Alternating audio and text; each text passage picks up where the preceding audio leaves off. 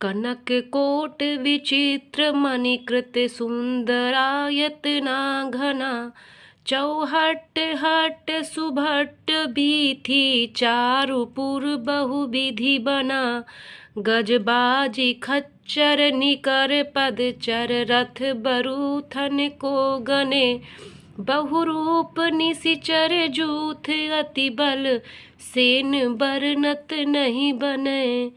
बन बाग उपवन बाटिका सरकूप बापी सोहहीं।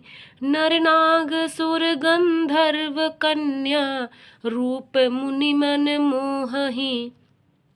कहुमाल देह विशाल शैल समान अति बल गरजहीं। नाना खारह बिरहीं बहुविधि एक एकन तरजहीं। करि जतन भट कोठिन बिकट तन नगर चहु दिस रक्षहीं। कहूँ महिष मानुष धेनु खर अज खल निशाचर भक्षहीं। एहि लाग तुलसीदास इनकी कथा कछु एक है कही। रघुबर सर तीरथ शरीरहि त्यागी गति पई है सही। विचित्र मणियों से जड़ा हुआ सोने का परकोटा है। उसके अंदर बहुत से सुंदर सुंदर घर हैं। चौराहे बाजार सुंदर मार्ग और गलियां हैं। सुंदर नगर बहुत से प्रकार सजा हुआ है। हाथी घोड़े खच्चरों के समूह और पैदल रथों के समूह कौन गिन सकता है। अनेकों रूपों में राक्षसों के दल हैं। उनकी अत्यंत बलवती सेना वर्णन नहीं करते बनती। वन बाग उपवन बगीचे फुलवाड़ी तालाब कुएं और बावड़ियां सुशोभित हैं। मनुष्य नाग देवताओं और गंधर्वों की कन्याएं अपने सौंदर्य से मुनियों के भी मनों को मोह लेती हैं। कहीं पर्वत के समान विशाल शरीर वाले बड़े ही बलवान मल्ल पहलवान गरज रहे हैं। वे अनेकों अखाड़ों से बहुत प्रकार से भिड़ते और एक दूसरे को ललकारते हैं। भयंकर शरीर वाले करोड़ों योद्धा यत्न करके बड़ी सावधानी से नगर की चारों ओर दिशाओं में सब ओर से रखवाली करते हैं। कहीं दुष्ट राक्षस भैंसों मनुष्यों गायों और गधों बकरों को खा रहे हैं। हे तुलसीदास ने उनकी कथा इसलिए कुछ थोड़ी सी कही कि इनकी ये निश्चय ही रामचंद्र जी बाण रूपी तीर्थ में शरीर को त्याग कर परम गति पावेंगे। पुर रखवारे देखी बहु कपि मन कीन विचार। अति लघु रूप धरो निसी अति लघु रूप धरो निसी। नगर करो पैसार सियावर रामचंद्र शंकर जी उमा। नगर के बहुसंख्यक रखवालों को देखकर हनुमान जी मन में विचार किया कि अत्यंत छोटा रूप धरूं और रात के समय नगर में प्रवेश करूं। मसक समान रूप कपि धरी लंकहि चले सुमिरु नर हरि। नाम लंकनी एक निश्चरी सो कहाँ चलसी मोहि निंदरी। जानहि नहीं मरमु सठ मोरा मोर आहार जहाँ लगी चोरा। मुठिका एक महाकपिहानी रुधिर बमत धरनी ढन मानी।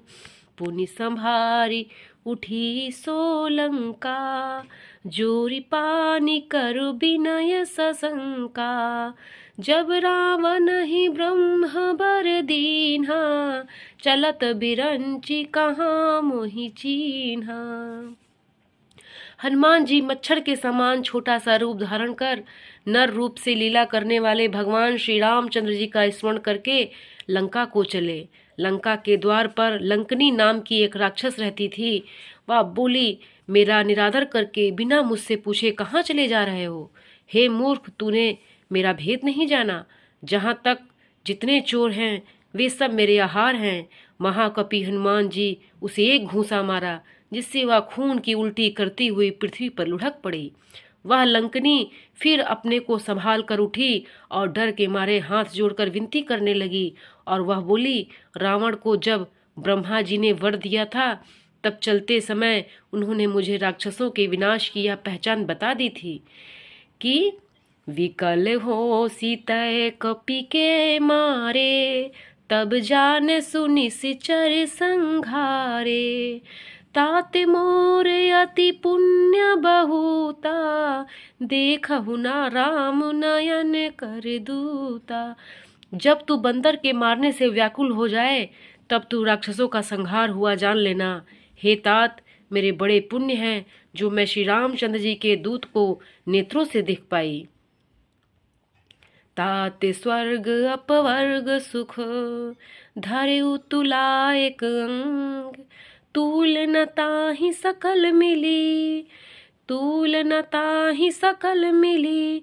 जो सुख लाओ सत्य संग, सियावर रामचंद्र शंकर जीव माँ। जय जय सीता राम जी हरि।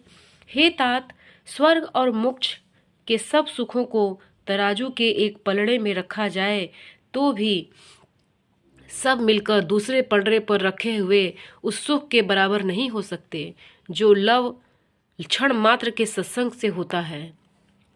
प्रबसी नगर की जय सब काजा, हृदय राखी कौशलपुर राजा। गरल सुधारी पुकारई मिताई, गोपद सिंधु अनल सितलाई। गरुण समेरु रेणु समताही, राम कृपा करि चितवा जाही। अति लघु रूप धरऊ हनुमाना, पैठा नगर सुमिरु भगवाना। मंदिर मंदिर प्रति कर शोधा, देखे जहाँ तहाँ अगणित जोधा। गयउ दसानन मंदिर माही, अति विचित्र कहीं जात सुनाही। अयोध्यापुरी के राजा श्री रघुनाथ जी को हृदय में रखे हुए नगर में प्रवेश करके सब काम कीजिए। उसके लिए विष अमृत हो जाता है, शत्रु मित्रता करने लगते हैं, समुद्र गाय के खुर के बराबर हो जाता है, अग्नि में शीतलता आ जाती है। और हे वरुण जी, सुमेरु पर्वत उसके लिए रज के समान हो जाता है। जिसे श्री रामचंद्र जी ने एक बार कृपा करके देख लिया, तब हनुमान जी बहुत ही छोटा रूप धारण किया और भगवान का स्मरण करके नगर में प्रवेश किया। उन्होंने एक महल की खोज की, जहाँ तहाँ असंख्य योद्धा देखे। फिर वे रावण के महल में गए। वह अत्यंत विचित्र था, जिसका वर्णन नहीं हो सकता। शयन किए देखा कपि तेहि, मंदिर महु न दीखि देहि। भवन एक पुनि दीख सुहावा, हर मंदिर तहाँ भिन्न बनावा। हनुमान जी उस रावण को शयन करके देखा, परंतु महल में जानकी जी नहीं दिखाई दी। फिर एक सुंदर महल दिखाई दिया। वहाँ भगवान का एक अलग मंदिर बना हुआ था। रामायुध अंकित ग्रह, शोभा बरनि न जाय। नौ तुलसी का बृंद तहाँ, नौ तुलसी का बृंद तहाँ। देखी हर्ष कपिराई, सियावर रामचंद्र शंकर जीव माँ। जय जय सीता राम जी हरि। वह महल श्री रामचंद्र जी के आयुध धनुष बाण के चिन्हों से अंकित था। उसकी शोभा वर्ण नहीं की जा सकती। वहाँ नवीन नवीन तुलसी के वृक्ष समूहों को देखकर कपिराज श्री हनुमान जी हर्षित हो गए। लंका निशिचर निकर निवासा, यहाँ कहाँ सज्जन कर बासा। मन महु तरक करे कपि लागा, तेहि समय विभीषण जागा। लंका तो राक्षसों के समूह का निवास स्थान है, जहाँ सज्जन का निवास कहाँ। हनुमान जी मन में इस प्रकार तर्क करने लगे। उसी समय विभीषण जी जागे। राम राम तेहि सुमिरन कीन्हा, हृदय हर्षि कपि सज्जन चीन्हा।